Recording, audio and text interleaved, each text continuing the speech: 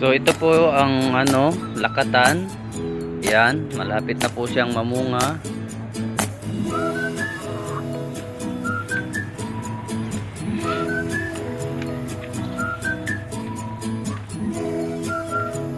So ito po yung mga saging natin, mga ka-farm.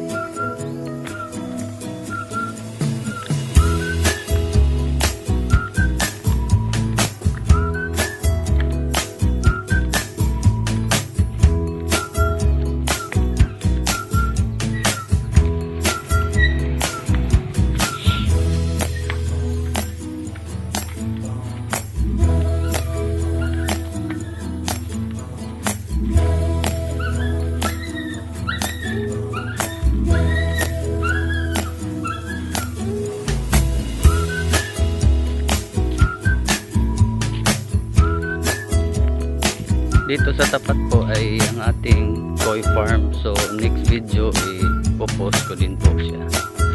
So ngayon ito po yung sagingan natin. May mga namunga na rin.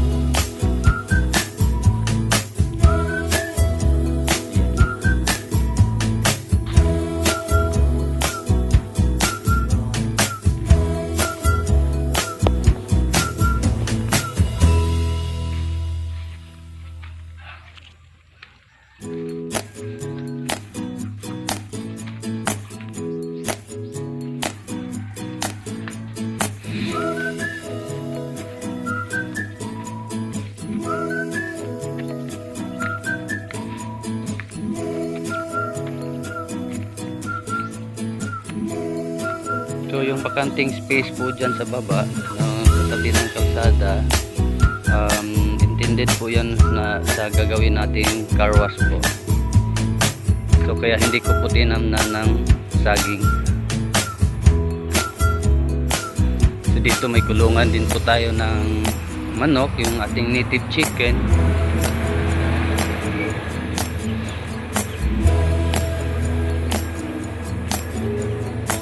So ito po mga ka-farmers, yung may malapit na po tayong harvest. Ito natundan, saka yan saba.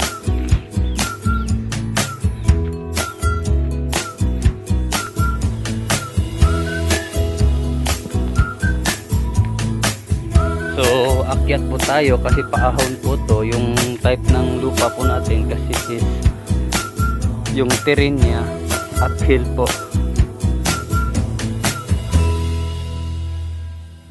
So ito marami na pong namunga. Yan mga saging natin, mga ka-farmers.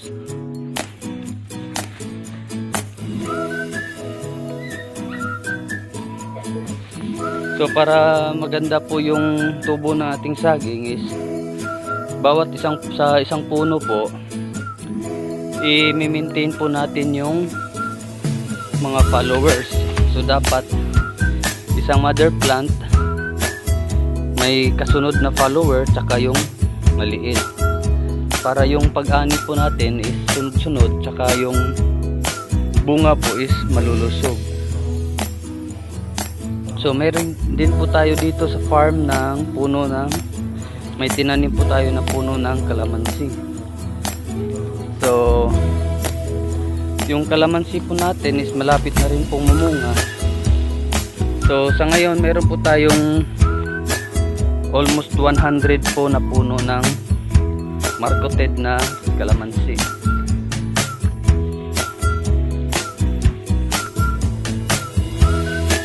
So ayan yung mga kalamansi po natin.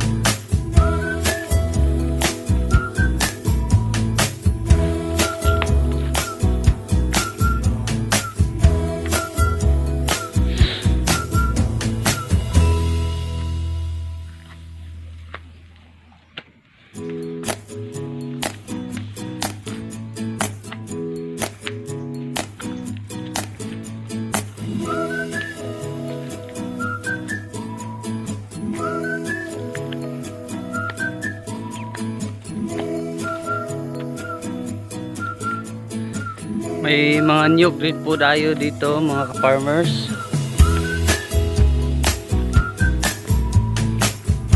At ito po yung pinakatuktok po ng ating farm. So dito may gagawin po tayo na tree house kasi po dito napakaganda ng view po dito. Mapapansin nyo po yung view po doon. Yan po yung sikat na The Alicia Panoramic Park. So pag dito po kayo sa pinakataas, mayroon po tayong 360 degrees na view. So yung mga mountains makikita po natin dito. So hindi ko talaga pinaputol tong mga punong to para paglagyan ng treehouse po natin. So dito mga ka-farmers, may mga madami na rin po yung bunga.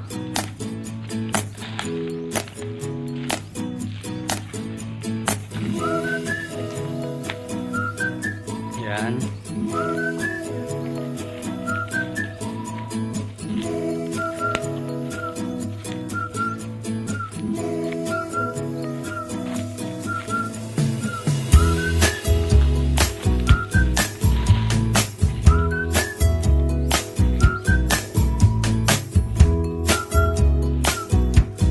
So, meron din po tayo dito yung bago lang po yung lumabas yung puso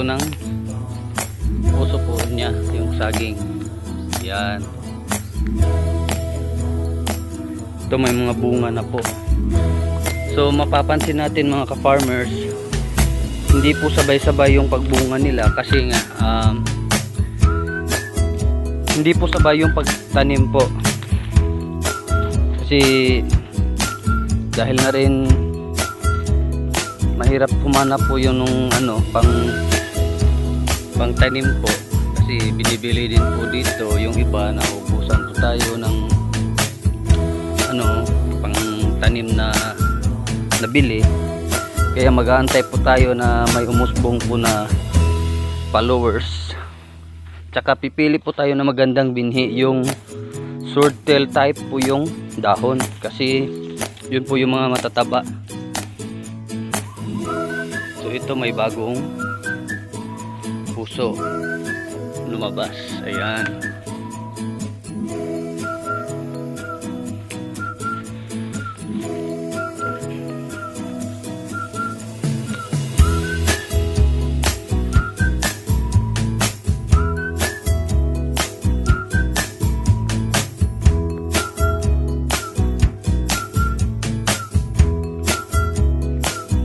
So dito may mga kalamansi din tayo. Yan, nakahilera po ito.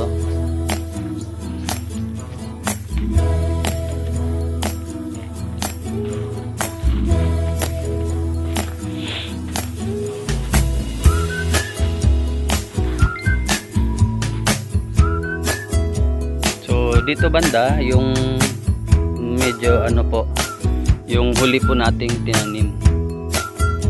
Kaya medyo maliliit pa lang po yung mga saging. So dito naman sa may unahan, hindi pa natin po nalinis lahat yung palibot ng ating sagingan. Baka this week ay tatabasin po natin yung mga damo dito. Hindi po kasi ako palaging nag-i-spray ng herbicide o yung pangpatay po ng damo kasi nawawala po yung nutrients ng lupa. Kaya minsan nag-abono po ako ng tinatawag na ating organic fertilizer. So naghahanap pa po tayo ng humus na organic fertilizer. Sa ngayon commercial lang po muna yung na-apply nating abono.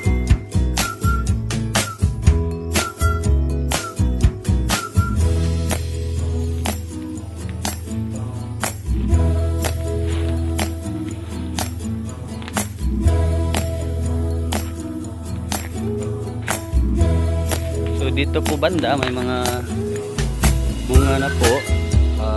Yung iba harvest na po natin kasi marami rin pong bumibili dito. Kadalasan pong binibili yung saba kasi po malapit po tayo sa may eskwelahan. Marami din po kasing bumibili na yung tinitinda nila sa eskwelahan, ginagawang banana Q kaya banana chips.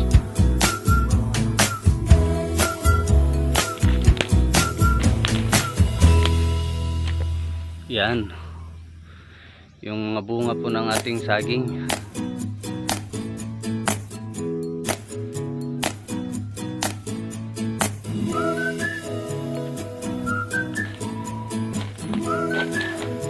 So dito po medyo malinis na po dito banda sa baba. Yan, malalaki na po ito po yung klase ng followers na magandang itanim kasi po sword tail type po yung dahon niya.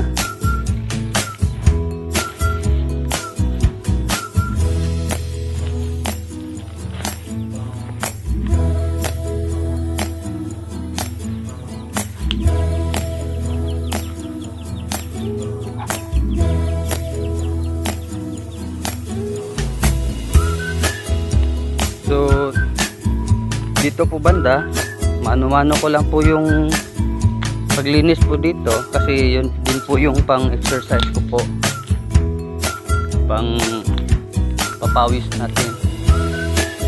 So mga ka-farmers, so sa mga gustong mag-umpisa ng sagingan, so lang po, tamang pag-aalaga lang po. So dito may puno po ng bayabas tayo dito. Minsan may mga nakukuha din po tayong hinog dito. Yan, native po siyang mga bayabas. So dito na area po, malinis na po yung palibot ng ating sagingan.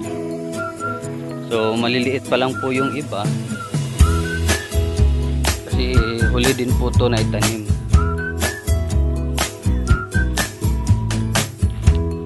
So nilagyan po natin ng bakod yung buong area po, nasa mga 2 hectares po dito. Lagyan natin ng barbed wire kasi po may iba kasi na pinapastol po nila yung mga alaga nilang kambing, kalabaw, mga baka, nakakain po yung mga saging natin, kaya pinabakod ko po. Iwas na rin po sa yung mga sniper na tinatawag natin, yung mga nangunguha na kahit hindi naman nila tanim. So yun, so yung mga puno ng bayabas po, minsan may nakukuha akong hinog dito, dinadala ko po, pinapakain ko doon sa mga anak ko po. Lakas din po kasi silang kumain ng bayabas. So ito po yung area na malapit na pong mamunga. So hanggang doon sa tuktok.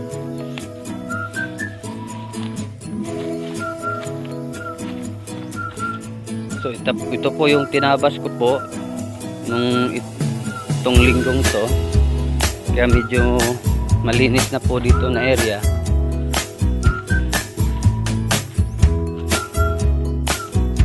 Maganda din po kasi itong may sagingan, tapos personal po kayong alaga kasi at the same time nakapagpapawis din po kayo. So magandang exercise na rin po yun.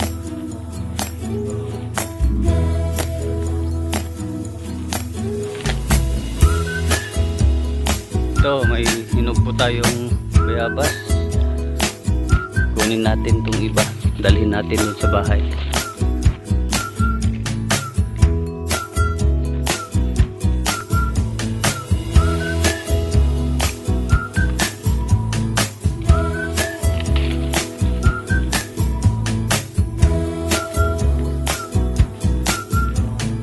Gustong gusto po kasi ito nung anak kong dalaga. Kaya may vitamin C. So dito po marami tayong mga prutas na tinanim. Ito yung tinatawag namin sa Bisaya buongon. Ito may kaimito dito po tayo, guyabano, may mga papaya, marang, may rambutan at saka lansones. Meron din po tayo dito yung lemon. Yan, kahit maliit pa siya, namumunga na, sumasayad na nga po sa lupa yung bunga ng lemon. Yan. So maganda sa sagingan natin ka-farmers, mag-intercropping po tayo. Pwede nating tayo magtanim ng mga root crops, mga kamote, mga ganon, mani. Kaya kalamansi kasi hindi man din po kasi yung mga kalamansi sa mga restaurant. So ito yung kalamansi. Yan, hindi pa gaanong nalinisan po yung puno.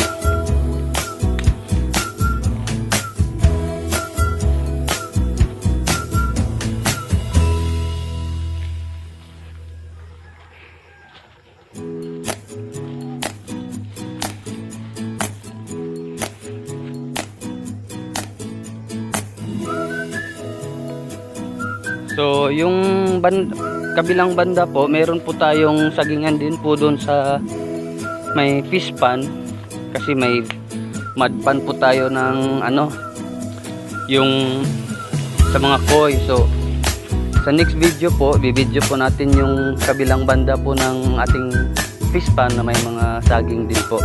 So doon po, marami na pong mga bunga doon. Marami na rin po tayong pwedeng i-harvest by this month. So ito, may kalamansi po tayo na namumunga na. Yan.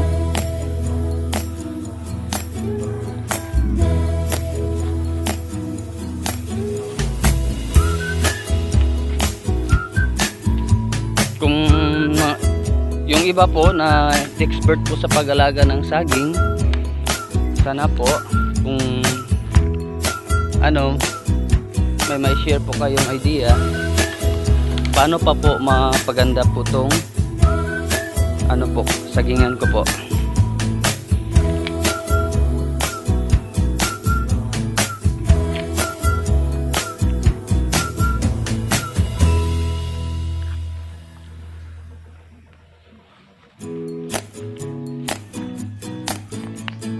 So ayan po, medyo maliliit pa po dito.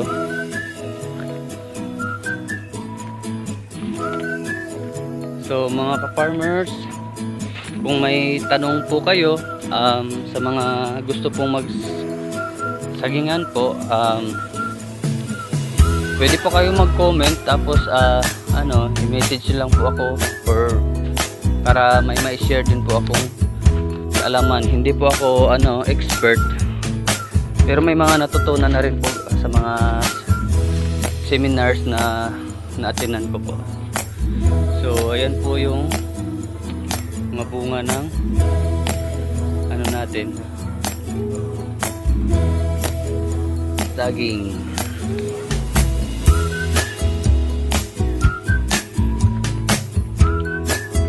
So dito banda ay maliliit pa po. Yan.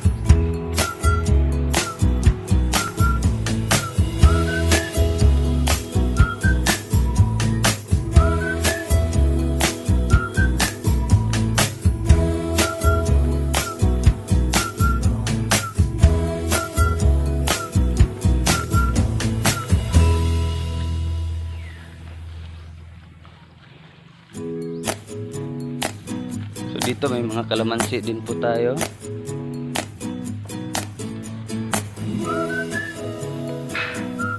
So may bunga na po tayo ng saging na latundan. So since nagtayo po tayo ng bahay kubo po dito sa gitna ng sagingan, yun, magtanim din po tayo ng mga tanglad. malunggay, pang araw-araw. So doon may mga kalabasa din po.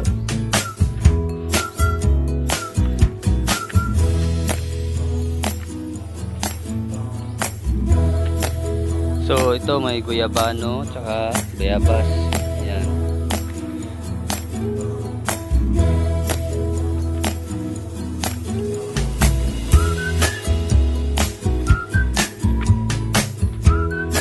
So yun lang po mga ka-farmers. Maraming salamat po sa panonood at sana po kung may ma-share po kayong idea,